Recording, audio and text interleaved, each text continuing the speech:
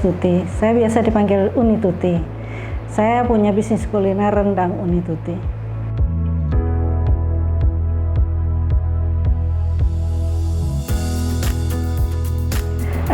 Saya memilih bisnis rendang Uni Tuti ini karena industri rendang Indonesia sangat menjanjikan.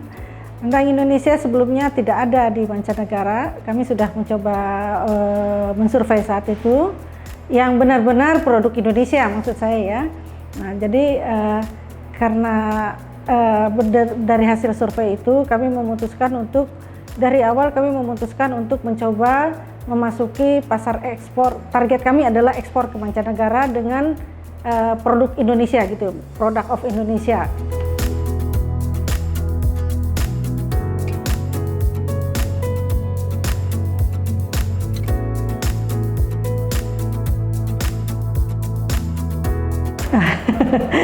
Ini nama rendang Uni Tuti ini agak kehabisan ide juga nih sebenarnya. Jadi sebelumnya kami punya beberapa pemilihan nama. Akhirnya setelah disurvei semuanya teman-teman semua yang hasil survei menunjukkan bahwa lebih baik pakai nama rendang Uni Tuti. Awalnya saya sebetulnya bukan tukang masak, tidak juga hobi masak gitu ya. Memang saya orang Minang, tapi tidak dikaruniai hobi suka memasak. Jadi sebelumnya saya bekerja, kemudian saya juga sempat wirausaha jadi kontraktor. Kemudian saya pada saat itu saya diminta oleh teman saya untuk membuatkan rendang bebek sebetulnya. Jadi teman saya ingin memberi untuk orang tuanya, untuk ibunya yang kebetulan membeli rendang bebek tidak enak rasanya gitu ya. Jadi karena dia tahu saya orang Minang, jadi dia beranggapan bahwa semua orang Minang bisa masak rendang gitu ya. Nah karena awalnya saya menolak, karena saya memang tidak suka masak, tapi karena dia bilang pasti bisa masak rendang, ya saya bilang benar sih gitu ya, saya tiap lebaran saya masak rendang gitu dan tidak mengecewakan juga gitu kan. Akhirnya saya buatkanlah rendang itu untuk ibu teman saya itu. Nah pada saat membuat rendang itu saya posting di FB. Pada saat itu saya masih baru-barunya lah ya, maksudnya masih kita senang banget lah eksis di FB sebenarnya.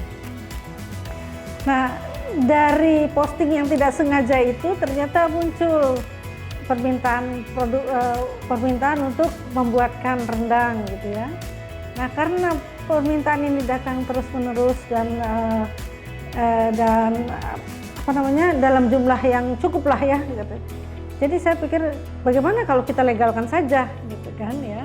Akhirnya kami berusaha untuk melegalkan ini karena sebagian dari tanggung jawab saya ingin mempunyai produk yang bisa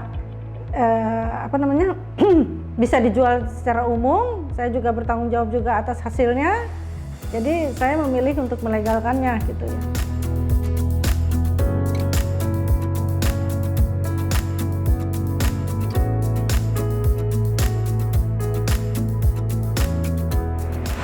Ya. Jadi yang membedakan rendang kami dari awal itu karena target kami awalnya adalah ekspor. Ya, jadi kenapa saya target ekspor? Karena saya lihat waktu itu saya survei yang tidak ada produk Indonesia, rendang Indonesia di retail mancanegara gitu ya. Kami juga beranggapan bahwa produk rendang ini susah gitu ya. Dibuatnya itu dalam waktu lama dengan segala susah payah dan lama memasaknya. Jadi saya pikir saya tidak mau kalau cuman susah-susah hasilnya cuma segitu-gitu aja gitu ya. Jadi dengan segera kami melegalkan tadi, dengan segera kami juga membuat produk kami mengedukasi diri lah ya. Memastikan bahwa produk kami memang tahan lama dan juga kami juga yang pionir juga yang membuat produk rendang dalam jumlah kemasan kecil. Jadi waktu itu kemasan itu masih 1 kilo gitu ya. Kami keluar dengan hanya 250 gram dan 120 gram karena memang itu yang dibutuhkan pasar gitu ya. Dan juga secara rasa juga kami berbeda, karena kami sudah menstandarisasi produk dari awal. Dengan adanya bimbingan dari dinas dan kementerian juga kami segera melegalkan semuanya, mendaftarkan izin edar dan sebagainya. Jadi itu juga memberi kesempatan bagi kami untuk lebih berkembang. Saat ini dengan sertifikasi yang kami miliki, kami sedang menembus sudah masuk sebetulnya pasar Eropa dan Amerika, gitu ya. Jadi ini hanya tinggal kita sedang melengkapi dokumen-dokumen yang diperlukan aja. Cara saya memasarkan tepatnya mungkin ya, kami memang sudah ada di marketplace dari awal ya. Sejak ada marketplace, sejak ada pertama kali marketplace mungkin kami juga sudah duluan. Tapi tetap yang dominan itu adalah dari WhatsApp sih sebetulnya gitu ya. Mungkin apakah itu WhatsApp komunitas, apa itu kemudian dari mulut ke mulut dan seterusnya. Jadi dan juga mungkin lebih banyak ke yang WhatsApp-nya, tapi setelah itu kami mendapatkan order yang cukup bagus lah gitu ya. Kemudian salah satu juga selain itu dengan izin edar yang sudah kami miliki, kami juga sudah masuk juga ke supermarket. Waktu itu kita masuk di Farmer Market, kemudian Sarinah, kemudian Alun-Alun Indonesia. Proses produksi rendang ini dimulai dari sejak awal sekali ya. Jadi bukan sekedar hanya bagaimana membuat rendang. Kami memulai adalah membuat standarisasi produk dulu, ya, bahwa bahan baku harus bermutu tinggi, harus segar, karena kami memilih untuk menggunakan daging sapi yang segar, gitu ya, dengan bumbu-bumbu yang segar. Jadi tidak ada bumbu yang menginap, bumbu yang di frozen kan atau itu. Jadi semuanya sapinya juga datang pagi langsung diproduksi. Gitu.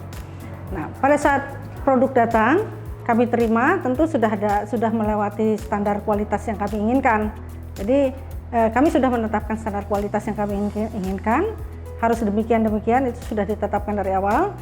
Untuk semua produk, semua bahan baku, gitu ya. Untuk semua bahan baku dan bahan pendukung, kami sudah memiliki semua standar lengkapnya, gitu ya. Spek lengkapnya sudah kami miliki.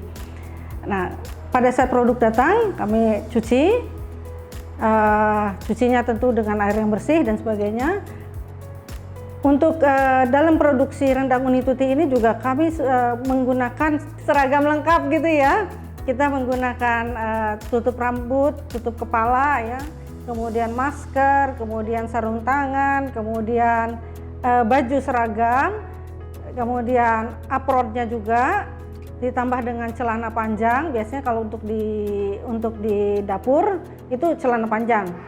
Baju bisa tangan pendek, tapi rata-rata kita pakai pelindung sih sebetulnya ya, bukan baju tangan panjang, karena kalau tangan panjang terlalu panas. Tapi kita pakai pelindung juga untuk tangannya. Kemudian pakai sepatu. Jadi semua yang berada di ruang produksi itu semuanya dalam keadaan steril. Jadi baju itu baru datang dia langsung ganti, dia tidak pakai baju yang sama dari rumah, tapi baju itu harus datang diganti di sini, itu dipakai di sini. Nah, kemudian setelah daging diterima dicuci, bumbu dimasak, kemudian setelah bumbunya mengental kita masukin daging, kita proses, kita masak, kita itu sampai bumbu sendiri bisa masaknya 1 hari juga ya, karena dalam jumlah besar.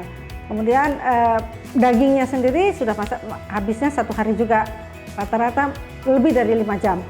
Jadi begitu selesai 5 jam, dagingnya sudah jadi rendang. Biasanya sudah jadi rendang. Kemudian kita kemas. Dikemas kita masukkan dalam, kalau daging kita masukin ke dalam kemasan ritot ya.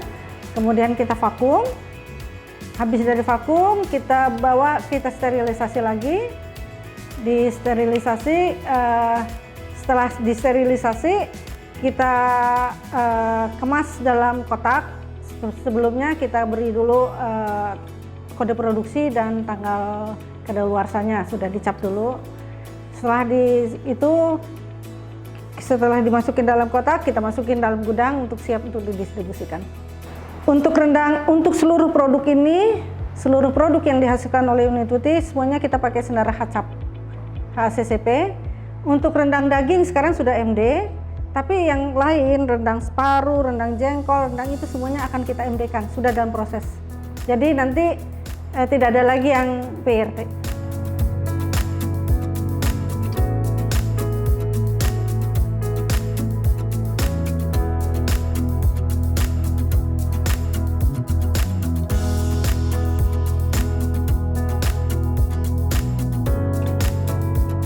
Kami menggunakan rekening BRI untuk semua transaksi operasional kami, karena banyak pelanggan kami yang menggunakan BRI. Jadi untuk memudahkannya, saya memastikan bahwa pelanggan saya menggunakan BRI, dan karena semua transaksi kami dalam BRI juga akhirnya semua operasional dari BRI juga dari situ ya.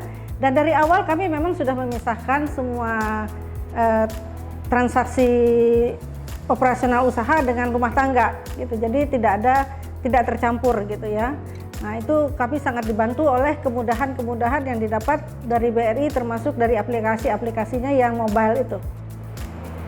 Kami sangat didukung oleh BUMN ya, dalam hal ini rumah BUMN yang banyak memberikan pelatihan untuk usaha kami.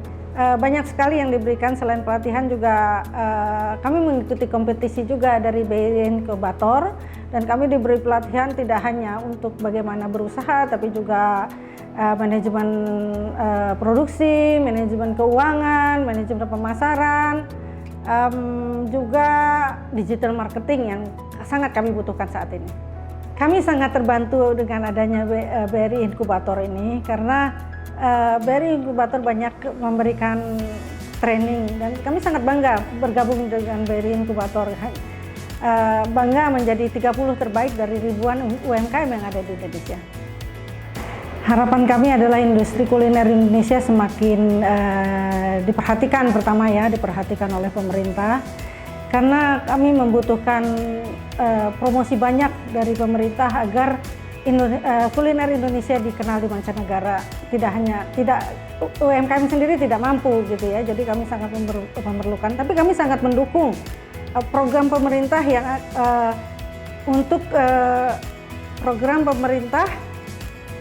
untuk Spice the World, kalau nggak salah, Spice Up the World ya, itu dimana